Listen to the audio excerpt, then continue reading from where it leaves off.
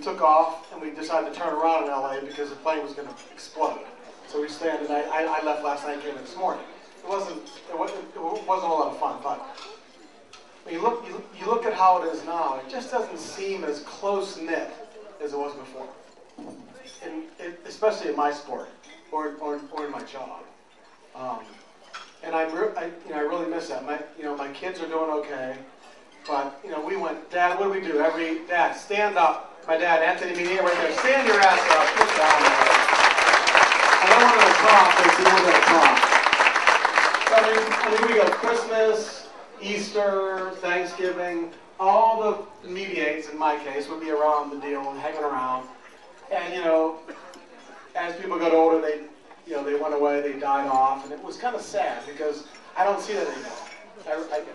I really don't see that anymore. It makes me very sad.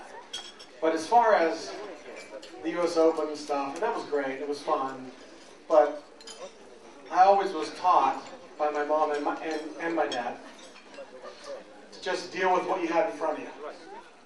And no matter what they did, no matter who they were, hey, there's no coffee time right now. There's no coffee. Just kidding, I'm joking. It was just a matter of dealing with it. Now, what scares me most in the professional world of golf is what people thought was so important or so exciting or so different in that U.S. Open. Now, granted, it was a very exciting thing, being that I was a part of it and not knowing what was going on at the time, and Tiger didn't know either. I talked to him about it. He had no idea what was going on. Obviously, he wanted to win. I wanted to win. Obviously, he got lucky very many times. But, so you look at it that way and say, why was it so special? And I don't see the specialness of it as far as the way people reacted to how I reacted. I'm playing a sport for my living in front of the world, in front of the best player in the world. Why would I not be happy?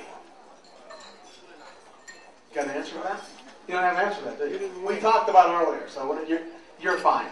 So my point is, why is it so difficult to enjoy what you're doing against whatever it is in your business, job, whatever you do, on what you're up to? It doesn't make any sense to me. So that's what scares me in my world. Why is it so interesting to see somebody enjoying what they do? Do you enjoy what you do? Absolutely. You really don't. You're always miserable tonight, right? You and your wife. Where is she? She's right over there. See, she's not happy. Not happy right now. He is. How did you do that, by the way? And you were lucky, very lucky. Anyway, my point is, behind me is a lot of people. Now, I don't really want to say behind me, but to be successful, as we all know, there's has to be people behind you that help you out along the way or make you happy or do certain things to you that do it. My pops, Anthony. Stand up again, see, you're never afraid. That's where I got never mind. My mom, Donna, who's home and who's struggled through cancer over the years, and she's doing great. She's the longest surviving cancer non-melanoma patient ever. My best friend in the world, Frankie Z. Stand up, you wizard. By the way, I'm sorry, he's Polish. I didn't know what it meant. Tom Elliott, who manages my... What the hell are we doing, by the way, right now? We're doing okay, we're fine. And a woman who's not here right now, none of you know who she is. A couple of you do over that table. And Cindy Hoffman, who I met a couple... What? No? Anyway, there's certain people in your life that make a difference. And I'm sure you've all had that whole situation.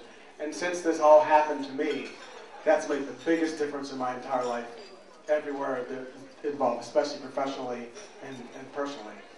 And I don't know what else to say. It's just been the most amazing run in my entire life. And I'm 40, how old am I? I'm 45, 46 in December. And I feel like I'm just starting. I had some injuries. No one cares about them anymore. It's old news, and I don't care about it either. So I'm doing really well in that part. And Cindy and I we're moving forward, and she's struggling for her life.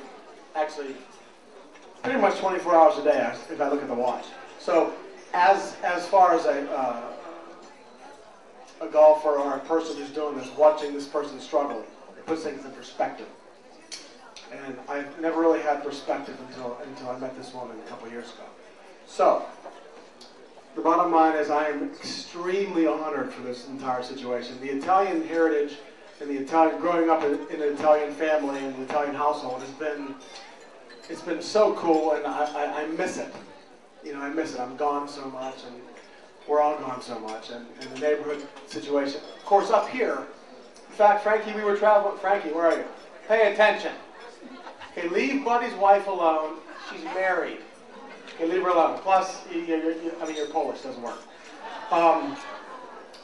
You see all these neighborhoods. I travel over the country. I see all these old-style neighborhoods, just like this one right here. Montclair's right here. Everything's right here. And it's just something I wish that we all could have all the time. I don't get to have it. But I'm going to a place in the near future that will have it. And my kids understand it, but not as much as I did. And it was the most amazing feeling I've ever had with all the people we got along with. You know, it's just, you just don't see it anymore. At least I don't. I don't travel there so much. So, to have this award, have this honor, and Buddy and Mrs. and everybody else, one more record. One more record. Could you help me out with the one more record thing? So thank you. Thank you.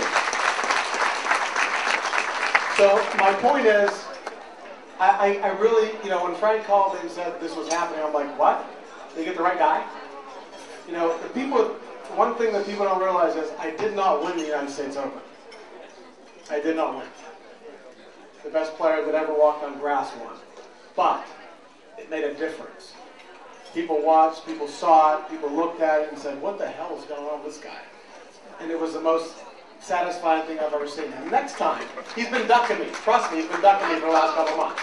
That knee thing and all that crap, it's unfortunate. But when he comes back in March, his ass is mine.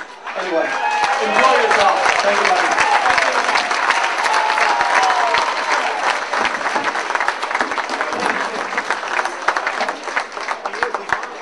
Thank you, Rocco, and congratulations to all of the honorees here at the dais. And thank you all for coming out to the annual Italian Tribune Columbus Day dinner. You don't have to go home right away, but we're winding things down. And the band, as you see, they're union men. Back off. I know the union man. David Aaron was telling me a story. He said, once upon a time and a half.